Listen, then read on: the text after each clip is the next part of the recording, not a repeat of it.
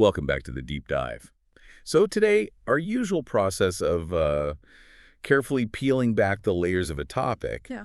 we're kind of throwing that out the window. We really are. We are facing just an absolute information overload. Yeah, our source material is a recent wrap-up, which is this incredibly dense, high-speed summary of, well, a whole year of celebrity and legal shockwaves in hip-hop. It's less of a summary and more of a full-blown information storm, to be honest. It's rapid fire, it's very anecdotal, Super specific. incredibly specific, and it's all focused on accountability and, assigning blame. So our mission here is to synthesize these key claims, the feuds, the legal shifts, to give you, the learner, a clear map of what really mattered without getting lost in all the noise. Exactly. Think of this as your cheat sheet to the chaos. We are going to quickly cover some huge legal issues, look at the almost total collapse of the old street code, and really analyze who won and who lost the information war this year. We're going to pull out the most surprising, specific nuggets from this material. And there's really only one place we can start. Okay, let's unpack this. The Diddy saga. Right, so the source material frames this as a kind of legal tightrope walk. The first claim is that Diddy was, in fact, lucky that they couldn't actually prove the big RICO charges. Which would have been huge. Your major legal bullet dodged.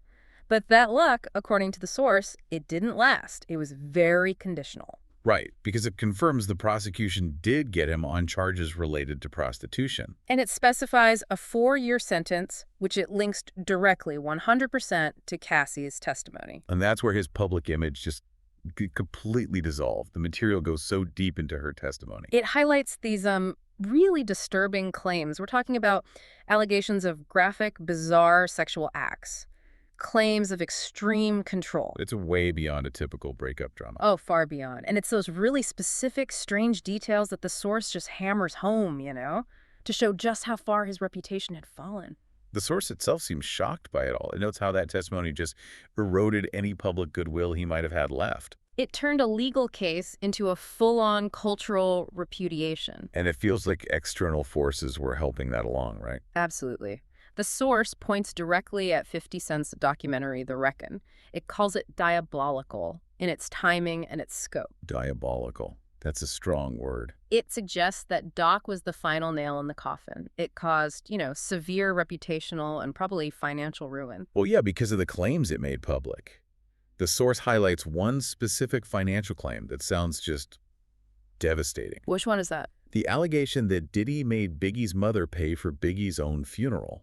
Wow. I mean, if that's true, that one detail fundamentally reframes his entire relationship with his own legacy. It's so specific, so targeted, and just perfectly placed by 50 Cent to reinforce this narrative of, opportunism and exploitation. And it's not the only witness the source brings up. It also goes into the case of Lil Don't.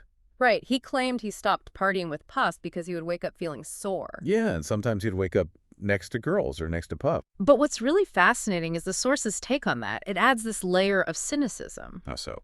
The writer suggests that Lil Don't actually sounded like he enjoyed it and that he only spoke up because Puff didn't pay him for some album work he was owed. So it reframes it from victimhood to a business deal gone bad that went public. Exactly. And that whole thread of nobody is completely innocent leads right to Cassie's own legal twist. Oh, right. Even though she was the main catalyst for Diddy's sentence, the material claims she's now being sued. Sued by a sex worker who alleges Cassie gave her an STD. So if the source is all about accountability, how does it process that? Well, the writer uses it to conclude that Cassie herself is not innocent. It implies the corruption is so widespread that nobody, or almost nobody, gets away without some kind of stain on them. Universal accountability. That's the theme. It seems to be, yeah. Which is the perfect segue to our next huge legal battle. Young Thug and the YSL RICO case, that thing just dominated the conversation about street code all year. It really did. This case is presented as the ultimate collision between, old school loyalty and modern legal realities. The source says Young Thug is now being widely called a snitch. All because statements he made in the precinct were then used against him in court. Yeah, and it left him feeling, quote, awkward as fuck. Well, the source offers some pretty specific, almost unbelievable details about his conduct. He allegedly talked way too much in custody. Promising to keep things private, even gave his number to a female detective. It doesn't sound like someone navigating a serious interrogation. No, it sounds like he couldn't switch off. And the leaked jail phone calls made it so much worse. The source calls it pillow talking that went public. It wasn't legal strategy, it was him venting about his personal and professional beefs. And some of those claims were just explosive. I mean, telling someone named Mariah that P from QC is a rat, that is a huge accusation. And the material even cross-references it, saying 21 Savage later kind of confirmed it, saying he told P that to his face before. And it wasn't just P. He was dissing a lot of major artists. He talked about Lil Baby getting played. Implicated P from QC in that too. He name-dropped Lil Durk, Future, even Drake. And then on a personal level, he called someone named Gorilla ugly to his girlfriend. And then gave a fake apology later, the source says. The level of detail from these private calls becoming public is it's unprecedented. And the consequences are massive. The source specifically warns that Thug's loose talk might get Lil Baby indicted next. It shows how it all ripples out. And this is where the analysis gets really sharp. The comparison between Thug and Gunna. Right. The source notes the conflict is that some people are defending Thug, they're moving the goalposts, engaging in what the material calls elective politics to help him out. But hold on, if the source is so focused on this idea of absolute accountability, if you did bad, you're no good, why is there a struggle? Shouldn't he just be condemned? And that's the tension. The material insists that if Gunna is seen as compromised for his legal strategy, Of taking a plea. yeah, then Thug has to face the same judgment, especially since his own comments are now damaging his associates. The source is arguing for consistency. If Gunna ain't no good, neither is young Thug. So it's a crisis in what street code even means now. Exactly. When everything is transparent, the old rules just don't apply. Before we move on, though, there was one small moment of peace. The source did respect Young Thug and Lil Yachty for working out their issues and making a record together. A brief moment of détente in a cultural war zone? I'll take it. Absolutely. Okay, now let's dive into the third major theme here, the shifting power dynamics in industry feuds.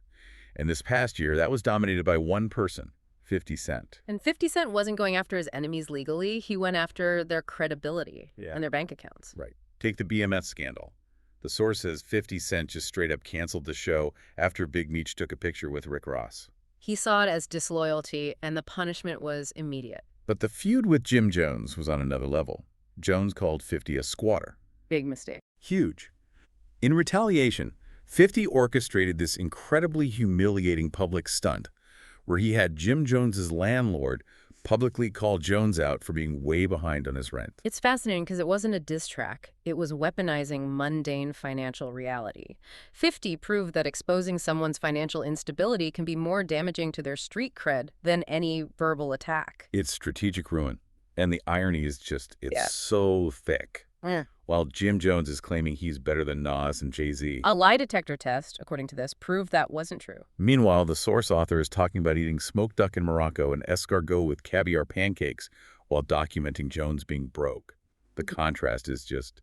Wow. Speaking of major power players, let's talk Nicki Minaj. An incredibly chaotic year for her, but the source notes her financial engine just kept running. She was constantly making headlines, not biting her tongue. Her feuds were everywhere. She posted what the source called funny pictures of Jay-Z. Politically, she deleted her Instagram after losing, 10 million fans for supporting Donald Trump? Yep.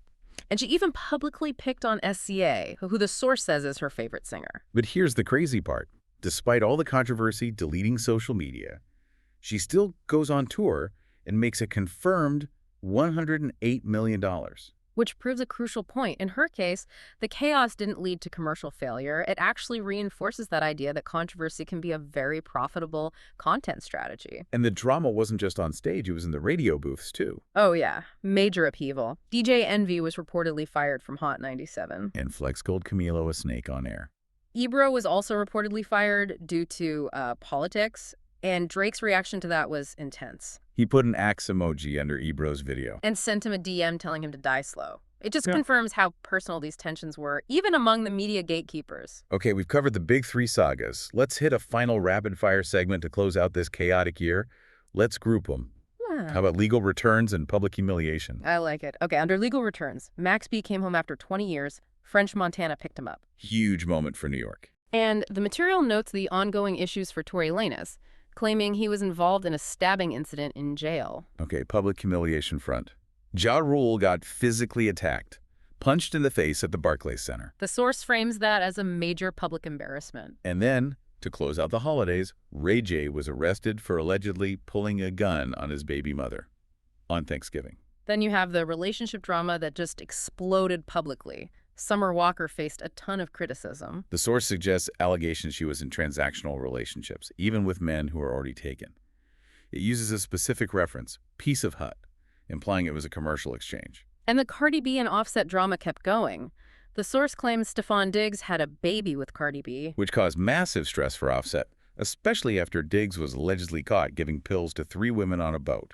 And finally, for anyone tracking celebrity boxing, Jake Paul got knocked out by Anthony Joshua. So if you just zoom out from all of this, all these incredibly detailed, bizarre claims, the density is just staggering. Almost every single person in this source was involved in litigation or a public feud or a huge scandal. So what does it all mean? What does this mean for the culture going forward? I think this summary proves there is virtually no private life left in that celebrity world. This material, as chaotic as it is, reveals a new, harsh standard of accountability. Your past, your private DMs, your financial troubles, it's all fair game now. And it can be weaponized instantly. The tension between the public image and the legal reality has never been higher. Exactly. And the source's worldview is just, it's unforgiving. It basically says that if you did bad, you're no good, period. So given the sheer volume of these accusations against almost everyone we've mentioned, from Diddy and Young Thug to Cassie and Ray J and the constant exposure of their flaws, it leaves a question for you, the listener. In this environment of relentless information and celebrity scandal, is there anyone left who hasn't done bad? Or is all this transparency simply exposing the universal flaws that were always there just? Now they're broadcast for the entire world to see. It's a compelling thought on where we are. Thanks for diving in with us.